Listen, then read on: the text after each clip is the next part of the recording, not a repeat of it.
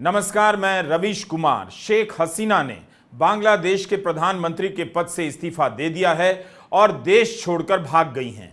ढाका में उनकी पार्टी अवामी लीग के मुख्यालय को जनता ने जला दिया है। ढाका की सड़कों पर नारे लग रहे हैं, छी छी हसीना, शर्म करो, शर्म करो। यही नारा आंदोलन का मुख्य नारा बन गया है। शेख हसीना के भारत आने की खबरें चल रही हैं। हम भी इन खबरों की अभी पुष्टि नहीं कर सकते, मगर भारत बांग्लादेश के 4096 किलोमीटर लंबे बॉर्डर पर बीएसएफ हाई अलर्ट पर है। 2009 से शेख हसीना की पार्टी अवामी लीग सत्ता में है और हसीना प्रधानमंत्री के पद पर थीं। आज शेख हसीना को पद से इस्तीफा देकर उसी सरकारी आवास से फरार होना पड़ा, जिसे बांग्लादेश में गणो भवन के रूप में जाना जाता है। जनता प्रधानमंत्री के उस निवास में घुस गई जहां शेख हसीना 2009 से रह रही थी।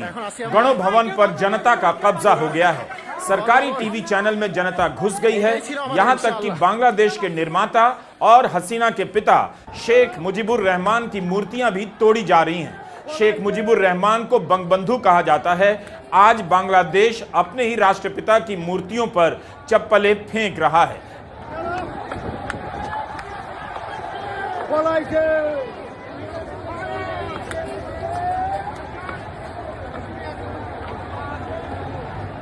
15 साल से अवामी लीग सत्ता में है। उनकी सरकार पर आरोप लगता है कि हर जगह केवल मुजीब की ही मूर्ति और तस्वीरें लगी हैं। हर भाषण में मुजीब का इस्तेमाल होता है और काम ठीक उल्टा होता है। इससे जनता मुजीबुर रहमान से भी चिढ़ने लगी। खुद को शेख हसीना मुजीब का अनुयायी बताती थीं और जनता को गद्दार कहने लगी, रजाकार। इससे लोगों में गुस्सा और भड़का। बांग्लादेश का यह प्रदर्शन जेन जी का प्रदर्शन बताया जा रहा है, यानी वो पीढ़ी जो मिलेनियम से भी आगे की पीढ़ी है। बांग्लादेश को जानने वाले बता रहे हैं कि जेन जी ने इस आंदोलन का नेतृत्व किया। पुलिस की गोली से अपने दोस्तों की मौत ने उन्हें बागी बना दिया। इस तरह से मुजीब, जो स्वतंत्रता के नायक थे, वे सत्ता की क्रूरता के प्रतीक के रूप में देखे जाने लगे। शेख हसीना की नीतियों के कारण लोगों को लगा कि शेख हसीना नाम तो मुजीबुर रहमान का लेती हैं, मगर उनकी सरकार फासीवादी है, धूर दक्षिणपंथी हो चुकी है। लिहाजा शेख हसीना के प्रति उनका गुस्सा मुजीब के प्रति भी चढ़ने लगा। विदेशों में रहने वाले बांग्लादेश के नागरिक जश्न मना रहे हैं।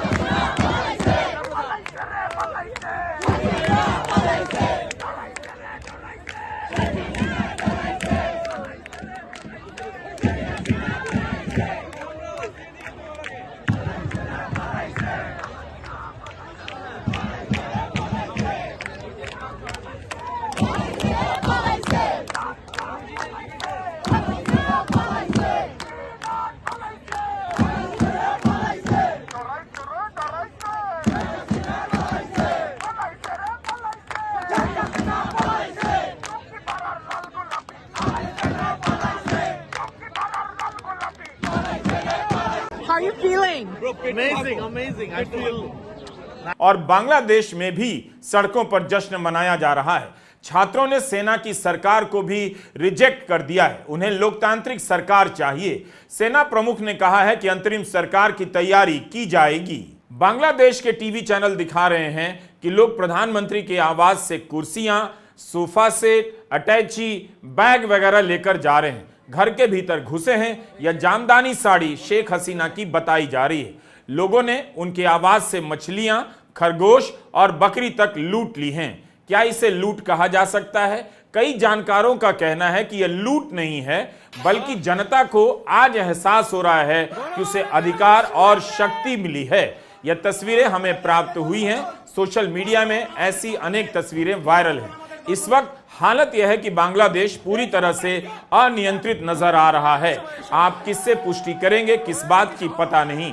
ठीक इसी तरह श्रीलंका में हुआ था, जब महंगाई से और अराजकता से त्रस्त जनता राष्ट्रपति के आलीशान महल में घुस गई थी।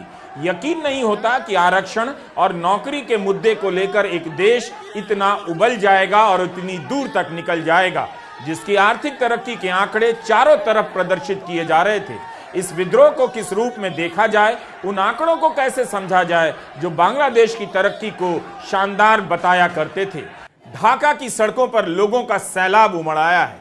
छात्रों का यह विजय जुलूस है जिसमें बड़ी संख्या में नागरिक भी शामिल हैं। जश्न मनाया जा रहा है, नारे लग रहे हैं, गलियों के भीतर भी लोगों का जुलूस निकल रहा है। कईयों के हाथों में बांग्लादेश का झंडा है। रविवार को असहयोग आंदोलन का ऐलान किया गया था, लेकिन सत्ताधारी आवामी लीग और प्रदर्शनकारी कई जगहों पर भिड़ गए। 90 से अधिक लोग मारे गए, जिनमें 14 पुलिस वाले हैं। प्रदर्शनकारियों की भीड़ सिराजगंज के थाने में घुस गई और 13 पुलिस वालों को मार दिया। शेख हसीना की पार्टी आवामी लीग के 19 नेता मारे गए हैं। रंगपुर और सिराजगंज में अल्पसंख्यक समुदाय पर भी हमला हुआ। पुलिस की गोली से मरने वालों की संख्या 1000 तक बताई जाती है। छात्रों का कहना है कि कई 100 की संख्या में छात्रों को मारा गया है। 1 महीने से बांग्लादेश में आरक्षण को लेकर गुस्सा बढ़ता जा रहा था। हालात यहां तक पहुंच गया कि शेख हसीना को वो कुर्सी छोड़ देनी पड़ी जिस पर वो 2009 से बैठी थी। तख्ता पलट का जुनून पैदा हो ही जाता है वहां ज्यादा, जहां पर कई दशक से एक ही नेता सत्ता के केंद्र में होता है और वह सारी शक्तियां अपने आसपास समेट लेता है, रखता है और जनता को अधिकार विहीन बना देता है। प्रधानमंत्री या राष्ट्रपति के पद पर वह कई वर्षों से बैठकर अपने आप को जनता से ऊपर समझने लग जाता है। बांग्लादेश में अवामी लीग लगातार चुनावों में जीतती आ रही थी। प्रशासन से लेकर पड़ोसी देशों से उसके संबंध बेहतर थे। फिर अचानक क्या हुआ कि जनता सड़कों पर आई और शेख हसीना के खिलाफ जन विद्रोह उमड़ पड़ा।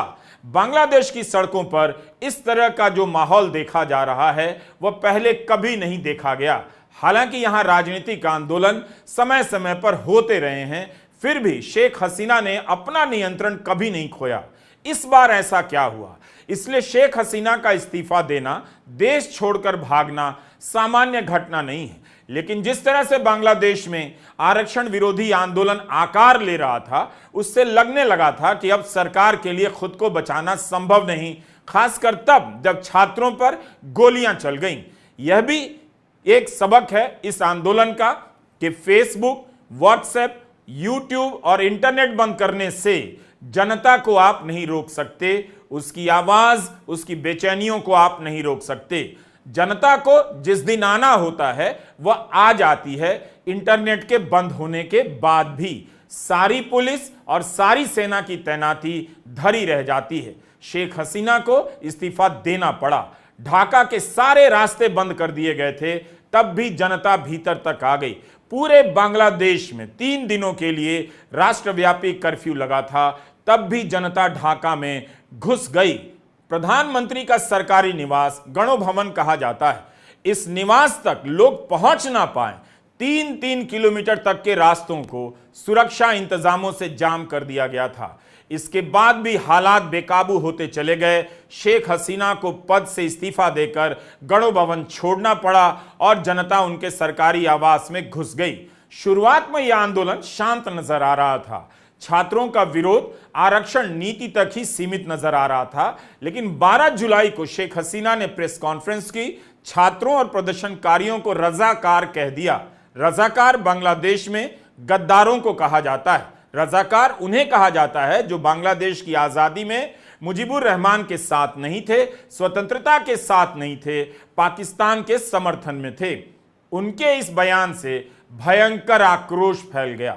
जवाब में सरकार की ओर से दमनकारी नीतियों का इस्तेमाल हुआ और हिंसात्मक कार्रवाई की गई प्रदर्शन को रोकने के लिए, जिसमें करीब 100 लोगों के मरने की खबरें हैं। छात्रों का कहना है मरने वालों की संख्या इससे भी ज्यादा है।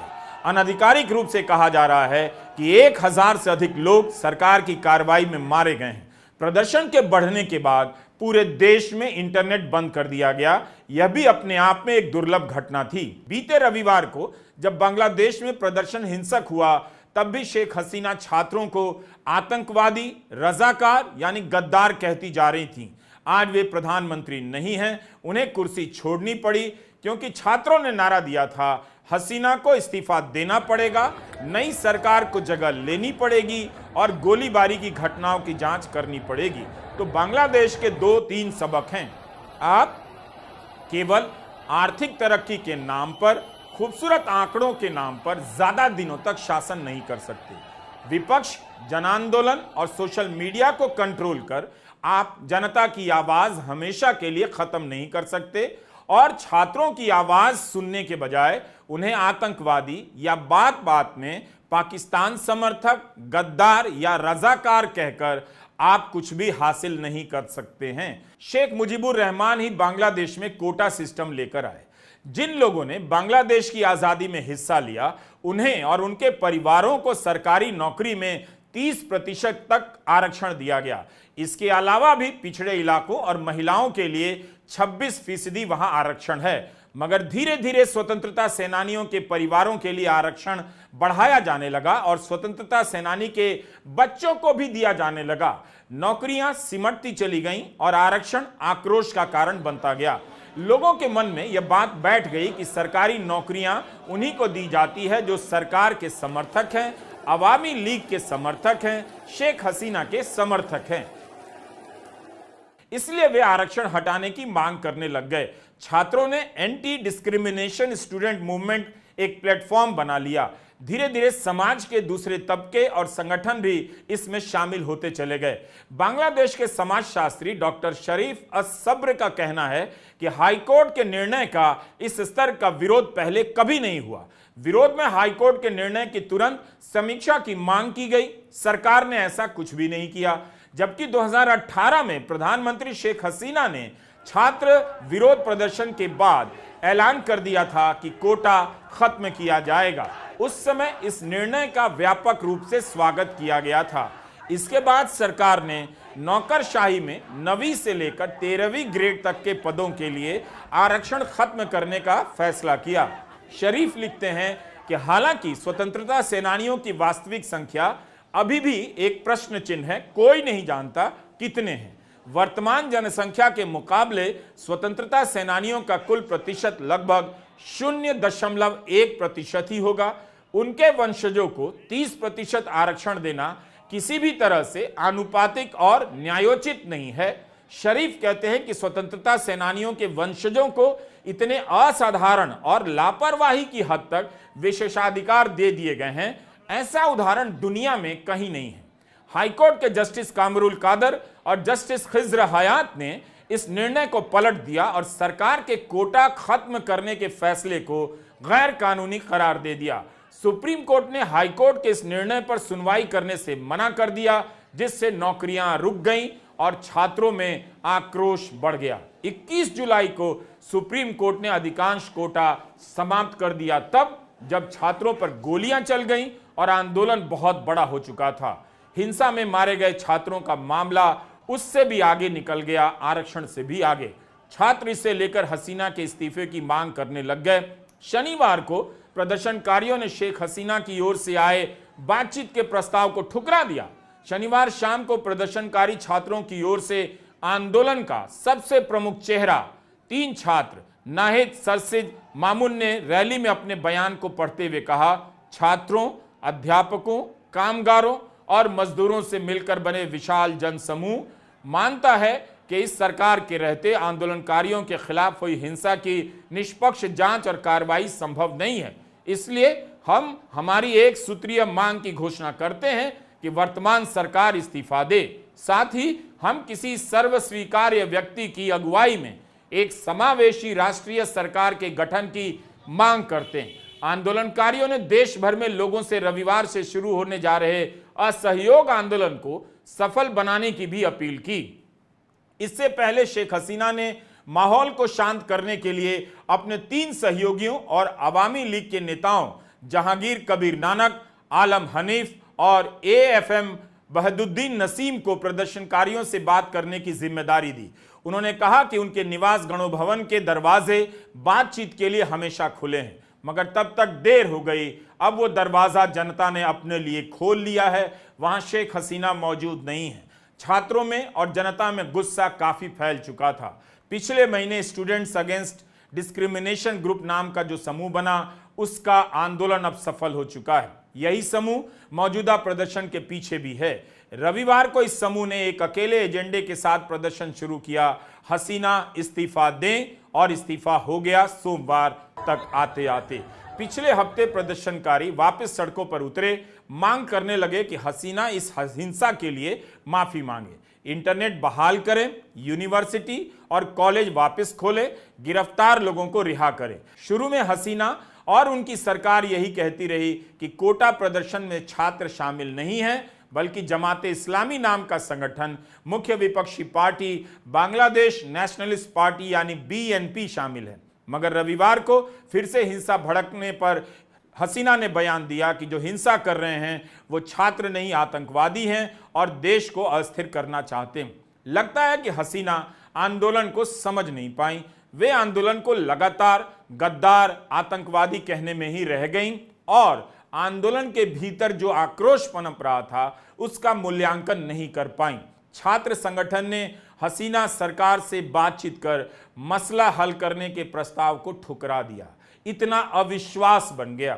एक तरफ आप छात्रों को गद्दार कहें, रजाकार कहें, पाकिस्तान परस्त कहें और दूसरी तरफ उनसे बातचीत का प्रस्ताव भी भेजें तो छात्रों ने स्वीकार नहीं किया, क्योंकि विश्वास का रिश्ता खत्म हो चुका था। हसीना की सरकार ने छात्रों के प्रदर्शनों को कुचलने की पूरी कोशिश की। सेना को सड़कों पर उतार दिया गया, विश्वविद्यालयों में भेज दिया गया, पुलिस और सेना की तरफ से गोलीबारी हुई, छात्र मारे भी गए। नतीजा यह हुआ कि प्रदर्शन ने एक गृहयुद्ध का रूप इख्तियार कर लिया और हिंसा, आगजनी के बहुत से मामले सामने आए। यहां तक कि सरकार की अहम वेबसाइट को हैक कर लिया गया। पूरे देश में कर्फ्यू लगा था। सरकार प्रदर्शनकारियों और आंदोलित छात्र समुदायों से कोई बात ही नहीं करना चाहती थी। 1 महीना गुजर गया। जब पानी सर से ऊपर गुजरा तब बातचीत का प्रस्ताव भेजा गया। शेख हसीना ने छात्रों के आंदोलन को लगता है ठीक से नहीं समझा, लेकिन प्रदर्शनकारियों के बीच जिस तरह से शेख हसीना को लेकर नारे लग रहे हैं उससे यह भी जाहिर है कि गुस्से के पीछे और भी कई कारण हैं, वरना छात्र उन्हें यूं ही डिक्टेटर नहीं कहते और भी आपत्तिजनक उपाधियों से उन्हें नहीं नवाजते। इसी साल बांग्लादेश में चुनाव हुए, वहां केवल 40% वोटर टर्नआउट था। प्रमुख विपक्षी दल बीएनपी ने इस चुनाव का बहिष्कार किया। खालिदा जिया हाउस अरेस्ट में हैं, उनका बेटा लंदन में देश निकाले की सजा भुगत रहा है। 2018 में 80% वोट पड़े थे। किसी भी नजरिए से हसीना को इस वक्त लोकप्रिय नहीं कहा जा सकता था, भले ही वे चुनाव जीत गई हों। चुनाव की प्रक्रिया पर लोगों के बीच संदेह पैदा हो गया, बढ़ता चला गया। इस बीच बांग्लादेश के सेना के प्रमुख जनरल वाकेरुज्जमान ने टेलीविजन पर दिए अपने संदेश में कहा है, शेख हसीना प्रधानमंत्री पद से इस्तीफा दे चुकी हैं और देश में अंतरिम सरकार बनेगी। प्रदर्शनकारी शेख हसीना को डिक्टेटर कहते थे और उनके पतन को तानाशाही के पतन के रूप में देखा जा रहा है। राष्ट्र को संबोधित करते हुए जनरल वाकेरुज्जमान ने कहा है कि तख्ता पलट पूरा हो चुका है। एक वीडियो वायरल हुआ है जिसमें शेख हसीना को सवार होकर कहीं भागते हुए बताया जा रहा है। किस देश में गई हैं अभी पुष्टि नहीं। अल जजीरा में ब्रिटेन के सोएस की प्रोफेसर नाओमी हुसैन का एक बयान छपा है कि सेना को अब शांति बहाल करनी होगी और लोकतंत्र को किसी भी रूप में स्थापित करने के लिए कदम उठाने होंगे। छात्रों ने सेना की सरकार को अस्वीकार कर दिया है। बांग्लादेश में सेना का शासन कोई नई बात नहीं। प्रोफेसर नाओमी हुसैन का कहना है 2006 से 8 के बीच सेना का समर्थन प्राप्त कर एक केयरटेकर सरकार बनी थी जिसने राजनीतिक सुधार की कोशिश की। उसी के बाद अवामी लीग सत्ता में आई, मगर 15 सालों से शेख हसीना की सरकार में जनता का दमन बढ़ता चला गया। 1981 में शेख हसीना ने अपनी राजनीतिक प्रतिद्वंदी बीएनपी प्रमुख और पूर्व प्रधानमंत्री खालिदा जिया के साथ हाथ मिलाकर एक लोकप्रिय विद्रोह का नेतृत्व किया था, जिसने 1990 में सैन्य शासक हुसैन मोहम्मद इरशाद को सत्ता से उखाड़ फेंका था। हसीना ने पहली बार 1996 में प्रधानमंत्री का पद संभाला, लेकिन 5 साल बाद खालिदा जिया से हार गईं। इसके बाद 2007 में सेना समर्थित सरकार द्वारा तख्ता पलट के बाद भ्रष्टाचार के आरोपों में दोनों को जेल में डाल दिया गया। उन्होंने 2008 में भारी जीत हासिल की, तब से सत्ता में बनी हुई हैं। किसी समय यही नेता लोकतंत्र की रक्षक के रूप में देखी जाती रहीं। आज उन्हें उनके आधिकारिक निवास से जनता ने खदेड़ दिया है। खबर है कि भागने के लिए सिर्फ 45 मिनट का नोटिस था। कहीं ऐसा तो नहीं कि बांग्लादेश की यह घटना भारत के लिए भी चुनौती बन सकती है। इसे भारत और बांग्लादेश के संबंधों की नजर से देखा ही जाएगा, लेकिन इस वक्त बांग्लादेश के भीतर क्या हो रहा है इस पर भी नजर रखनी चाहिए, क्या हम सही सही देख पा रहे थे तब और अभी समझ पा रहे हैं? पश्चिम बंगाल की मुख्यमंत्री ममता बनर्जी ने हाथ जोड़कर सभी समुदायों से निवेदन किया है कि शांति बनाए रखें, किसी प्रकार का सांप्रदायिक बर्ताव ना करें, ना ही कानून अपने हाथ में लें, कोई भी उत्तेजना फैलाने वाली बात ना करें। जिन लोगों को वहां दिक्कत होगी भारत सरकार और बांग्लादेश की सरकार मिलकर देखेगी। हम वही करेंगे जो भारत सरकार हमसे कहेगी। हम सभी बांग्लादेश को लेकर चिंतित हैं। कोई भी भावनाओं के प्रवाह में ऐसा ना लिखे जिससे बात बिगड़ जाए। मैं बीजेपी से भी यही अपील करती हूं। बीजेपी के कुछ नेताओं ने ऐसे पोस्ट किए हैं जो मेरी राय में उचित नहीं है। আমরা সেটা গভর্নমেন্ট অফ ইন্ডিয়া এবং গভর্নমেন্ট অফ বাংলাদেশ সেটা দেখে রাখছি। গভর্নমেন্ট অফ ইন্ডিয়া যেভাবে বলবে আমরা সেভাবে শুনছি। আর আমি সমস্ত পলিটিক্যাল পার্টি লিডারদের অনুরোধ করছি এবং বিশেষ করে সমস্ত জগতের সবাইকে দয়া করে এমন কিছু পোস্ট করবেন না যাতে কোনো সাম্প্রদায়িক সম্প্রীতি এখানে নষ্ট হয়। এবং সব দলের নেতারাই তাদের বলবো এটা দেশের ওপর ছেড়ে দিন। দেশে আমাদের সরকার আছে। बांग्लादेश में जो भी हालात हैं वो भारत के लिए भी चिंता के कारण हैं। बांग्लादेश और भारत के बीच के रिश्ते हमेशा अच्छे रहे हैं। इस हालात में दोनों के संबंध किस तरह से प्रभावित होते हैं, किस दिशा में जाएंगे, इस पर आने वाले समय में बात तो होगी ही। चुनौतियां भारत के पड़ोस में पैदा होती रही हैं। श्रीलंका में भी जन विद्रोह हो गया था, लेकिन हमें यह सोचना होगा कि क्या हम बांग्लादेश को ठीक से समझ पाते हैं या एक ही राजनीतिक नजरिए से चश्मे से देखते हैं। समय आ गया है कि सार्वजनिक चर्चाओं में बांग्लादेश की नई समझ बने, विस्तार से बातें हो और उस समझ का विस्तार हो। शेख हसीना को भी नए नजरिए से देखा जाए और मूल्यांकन किया जाए कि आज क्यों उन पर डिक्टेटर होने के आरोप लग रहे हैं। अंत में यही लगता है कि सत्ता पर पूर्ण नियंत्रण और लोकतंत्र का दिखावा एक दिन जनता को सैलाब में बदल ही देता है। नमस्कार, मैं रवीश कुमार।